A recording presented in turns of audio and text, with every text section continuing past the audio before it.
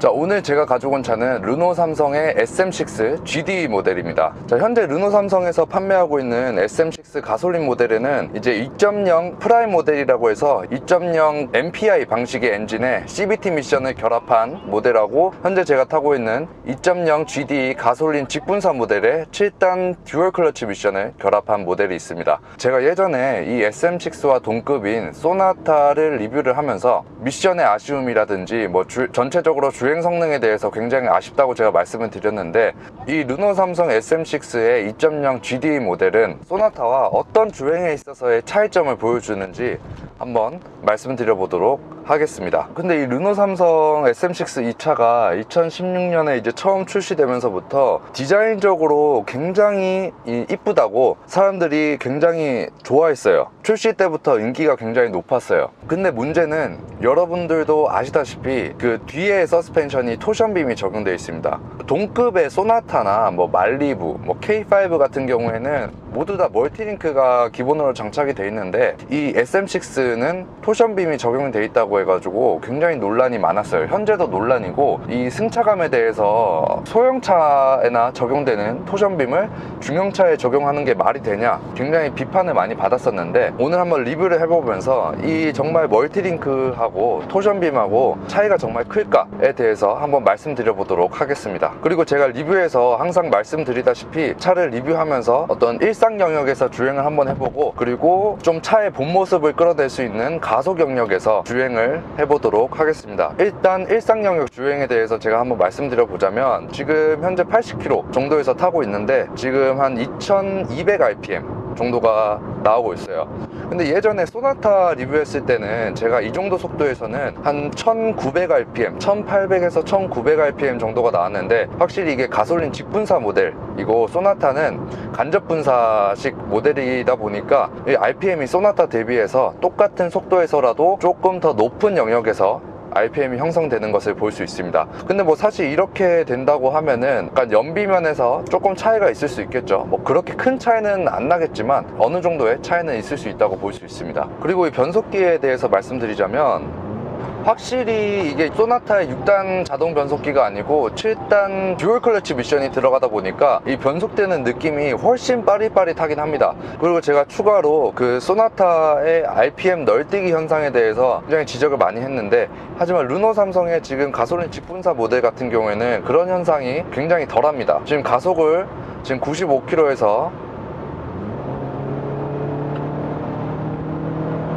한 114km까지 해봤는데 RPM이 확실히 뛰긴 뛰어요. 2000rpm에서 한 3500rpm까지 갑자기 뛰긴 뛰는데 막 소나타처럼 막 순간이동하고 그러진 않은 것 같아요. 사실 직분사 모델이고 RPM을 일단 기본적으로 높게 쓰다 보니까 엑셀 페달을 갑자기 밟았을 때 이 차가 깜짝깜짝 놀라고 그러지는 않는 것 같아요. 항상 RPM을 높게 쓰면서 어떤 가속의 준비를 소나타보다는 더 잘하고 있는 것 같습니다. 이제 가속 영역에서 한번 주행을 해볼 건데, 추월 가속력에 대해서 한번 말씀드리면, 제가 소나타에서는 진짜 답답한, 거의 추월 가속을 할 수 없을 만큼의 그런 주행 성능과 가속력을 보여줬어요. 근데 이 SM6 같은 경우에는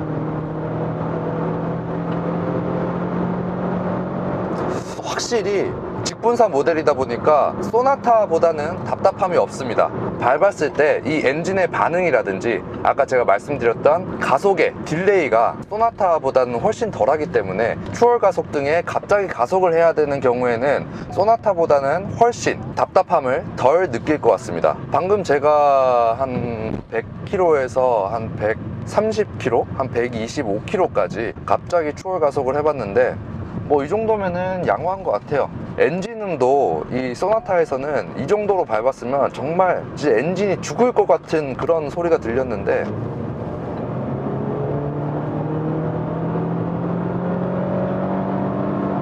SM6 같은 경우에는 뭐 그런 소리는 안 들고 엔진음이 약간 묵직한 그런 느낌이 들거든요. 완전히 듣기 싫은 엔진음은 절대 아니에요. 그리고 제가 이 토션빔에 대해서 좀 말씀드리자면, 방금 이런 요철을 지나갈 때 있잖아요. 방금 꿀렁이는 요철, 이런 걸 지나갈 때 어떤 느낌이 드냐면, 이 뒤에가 그냥 통째로 움직이는 느낌이 들거든요.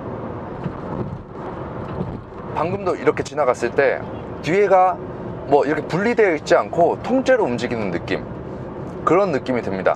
전형적으로 모닝이나 스파크, 아반떼, K3 같은 그런 이제 토션빔을 쓰는 차에서 느낄 수 있는 그런 주행 감각인데, 이 차에서는 휠베이스 자체가 크다 보니까 그렇게까지 심하게 느껴지진 않는데 어쨌든 느껴지긴 합니다. 하지만 뒤에 앉아있는 사람은 그런 거에 대해서 훨씬 더 잘 느끼겠죠. 그래서 SM6가 토션빔 적용에 대해서 그렇게 욕을 많이 먹는 겁니다. 실제로 차를 잘 모르시는 분들도 약간 좀 많이 주행하다 보면은 느끼실 수 있기 때문입니다.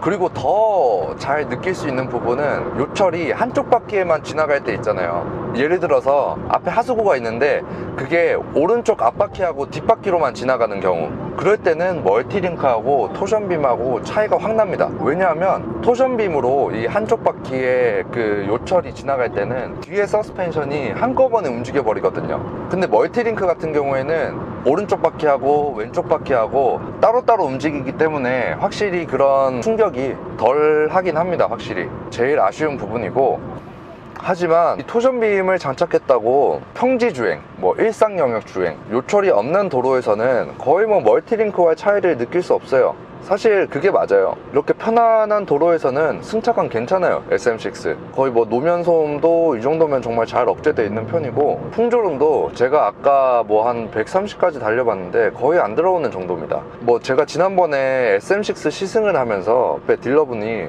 르노 삼성이 풍조름에 대해서는 정말 이 안 들어오는 걸로 유명하다고 했는데 그건 맞는 소리인 것 같아요. 진짜로 소나타 대비해서 이런 풍조름이나 이런 것들이 정말 안 들립니다. 노면 소음도 굉장히 잘 억제되어 있고 조용합니다, 차가. 그리고 아까 제가 말씀드렸다시피 엔진음도 그렇게 불쾌하게 카랑카랑 갈라지는 엔진음이 들려오지 않고 이렇게 묵직한 엔진음이 들려오는 부분을 볼 수 있습니다.